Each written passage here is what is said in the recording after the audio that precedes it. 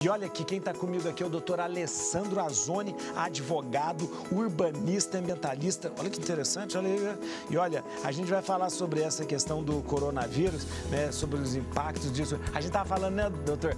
A gente não pôde cumprimentar, né? E ele me chamou a atenção para uma coisa. Ele falou, olha, até os nossos hábitos mais corriqueiros estão mudando, né? Estão mudando. Temos que nos reinventando. É. Essa questão, a gente fala muito nessa questão ambiental, justamente da modificação. A questão do meio ambiente, ela se modifica muito e a gente só está muito relacionado a essa questão de meio ambiente, só voltado para a natureza. Isso. Esquece das cidades, esquece do nosso convívio humano, esquece que isso é uma relação, a nossa relação com o ser, com o nosso ecossistema também é muito importante e nós estamos nos reinventando. Você falou uma coisa muito interessante, falou assim, porque quando meio ambiente pra gente é floresta, não é engraçado, exatamente, né? Falou meio ambiente, a pessoa está pensando em floresta desmatada, não desmatada, mas espera aí, isso que nós vivemos na cidade é meio ambiente. Sim, também? É um meio ambiente artificial, todo meio ambiente que teve uma ação humana em cima dele, né? Em cima dele, ele se torna artificial. A cidade é um meio ambiente artificial. Então, é protegido pelo direito ambiental justamente nesse sentido. A cidade é um meio ambiente, é um bem ambiental. Então, ela já sofre uma nova vertente do direito. Inclusive no direito ambiental, é? Sim. Olha que interessante, porque no direito ambiental. Isso. O que muda do direito ambiental para o direito civil, por exemplo? Só para entender. No direito ambiental, se eu machucar essa planta, eu vou responder criminalmente, vou tomar uma multa administrativa e vou ter que, pelo Código Civil, vou ter que recompor. Três punições em 3 esferas do direito. Olha! Então eu acabo indo para uma... quando você fala de cidade e ela acaba envolvendo a questão ambiental, ela vai se responder nesse sentido. A pessoa que fez o ilícito ambiental, ela pode ser presa, ela vai tomar uma multa do órgão fiscalizador e ainda vai ter que recompor esse dano que ele causou, diferente de qualquer outra área do direito. Doutor, com essa coisa dessa pandemia, a nossa relação com a cidade mudou, porque a gente não está tendo, a gente tem um número menor de pessoas, a gente tem ambientes que estão fechados e a nossa relação mudou, sim, né?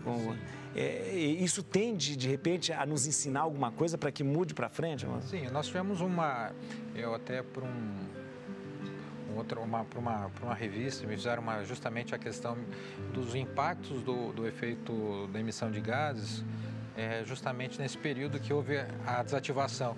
Houve uma diminuição? Sim, foi uma recuperação fantástica. Você olha pelas fotos dos satélites, por exemplo, somente na China, em lugares onde você tinha um aquecimento global, emissões de gases muito fortes, que aumentava a questão do aquecimento daquela região, e depois as fotos daquela mesma região após a quarentena, ela altamente equilibrada. É possível. Só que nesse exato momento, ninguém está olhando para isso. Ela está olhando para o combate da Covid-19, que é o coronavírus. Em Veneza, eu vi uma reportagem dos canais, eles chegaram a ficar transparentes até, né? Porque em Veneza é uma poluição enorme, exatamente, né? Veneza é um esgoto aquilo lá, né?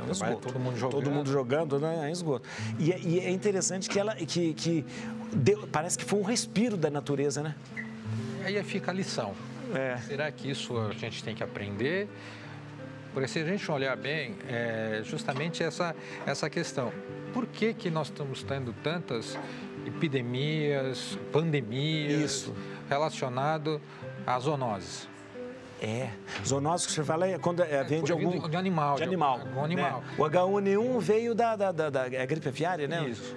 Depois teve a gripe do porco lá. Que eu só confundi agora se não sei qual que é. A influenza da aviária. A suína, era suína, aviária e agora do mosquito. Tem uma outra que é o ebola também. O ebola também. A AIDS, que falavam também que tinha... Vieram do macaco lá, é verdade.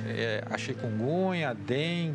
Tudo é mesmo, eu não tinha pensado nisso. Leptospirose. Tudo relacionado com o nosso relacionamento com a natureza.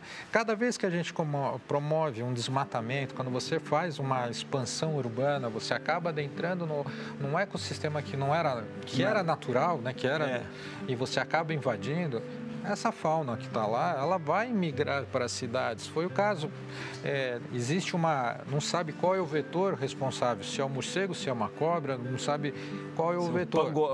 Pangolim, tem um negócio de pangolim também, pangolim, que é não foi definido ainda, se veio do morcego ou se veio de uma cobra. Mas são vetores que acabam invadindo o nosso ecossistema da cidade, que acabam colocando a gente em contato. A gente não sabe. Nós temos aqui, por exemplo, na cidade de São Paulo, uma invasão muito grande de urubus. Então, se você olhar, qual é o risco dessa... Doutor, eu não sabia disso não. Tem invasão grande de urubus? Tem? Eles viraram uma praga urbana. Você está brincando? De urubu? Virou praga urbana. Gente! Eles acabam... E eles acabam invadindo o nosso território urbano e eles... Facilidade de conseguir comida, pelo lixo, pelo esgoto não tratado. Então, eles se adaptam a esse sistema e acabam aderindo ao nosso sistema das cidades, o ecossistema das cidades. E acabam... Qual que é o risco que eles podem trazer de risco para a nossa saúde? Que a gente ainda pode até descobrir. A gente vai continuar, doutor. Eu volto aqui. Olha que interessante, gente. Tá vendo? Coisa que afeta a gente sem a gente perceber. Esse impacto que está acontecendo agora por causa do coronavírus, ele foi só acentuado, né? Porque existe essa relação nossa com o ambiente, com a natureza, já era uma coisa mal feita. Existem alguns estudos que foram feitos, inclusive na província de Hubei, que de 2001 a 2018, 53% das suas áreas de floresta, cobertura vegetal, de árvores, de arbóreas, foram suprimidas. E 435 incêndios no último ano, praticamente, foram na área de florestas. Olha uma coisa relacionada, olha aí. Será que é a hora de nós repensarmos realmente qual é o nosso papel?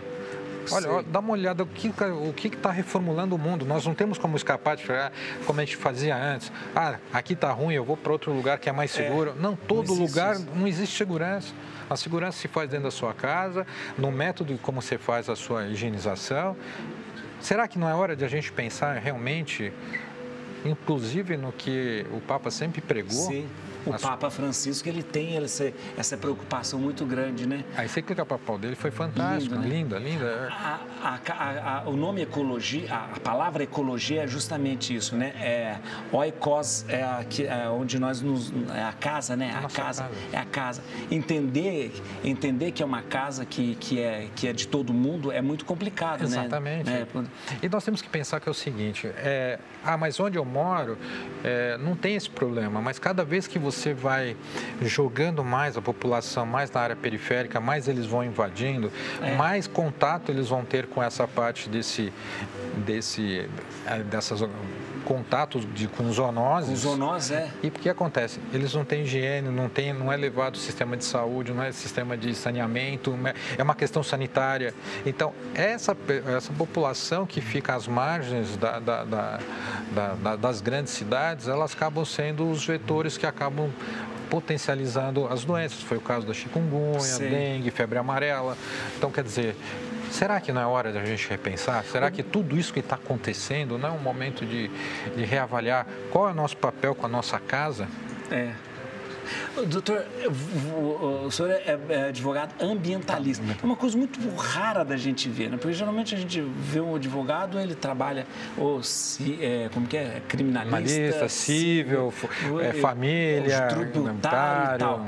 É uma coisa muito rara de a gente ver, assim, existe, claro, mas um advogado ambientalista, ele tem, ele o quê? As pessoas vão falar, ele é ecologista, ele é advogado? Não, às vezes me pegam como ser radical demais, mas é que eu falo, existem leis ambientais já impostas, então não é que você acaba sendo radical demais, existe leis. Não é uma uma terra sem lei. Não, existem leis muito fortes nas questões ambientais. O que acontece é o seguinte, que os órgãos ambientais, tanto municipal, estadual, federal, às vezes não pode ter os seus agentes fiscalizadores na sua grande intensidade. Então, acaba parecendo que é uma omissão, que é flexível. Mas nós temos o Ministério Público Federal e Estadual que vão para cima e te fazem exercer a lei. E aí você pode ser notificado. Então, existe uma proteção muito grande nesse sentido. E para nós que somos advogados dessa área, é prazeroso de você poder ajudar alguém que foi autuado de uma forma ilegal ou de uma forma abusiva, mas todos os meus clientes que eu trabalho, eu faço que eles tem uma modificação no seu quesito. Porque consciência ecológica. Exatamente. Quando eu pego uma empresa, eu acabo fazendo um empresarial ambiental, porque você faz modificar a ideia da empresa em relação ao seu mercado. Então, não adianta simplesmente livrar de uma multa ou fazer algum outro procedimento.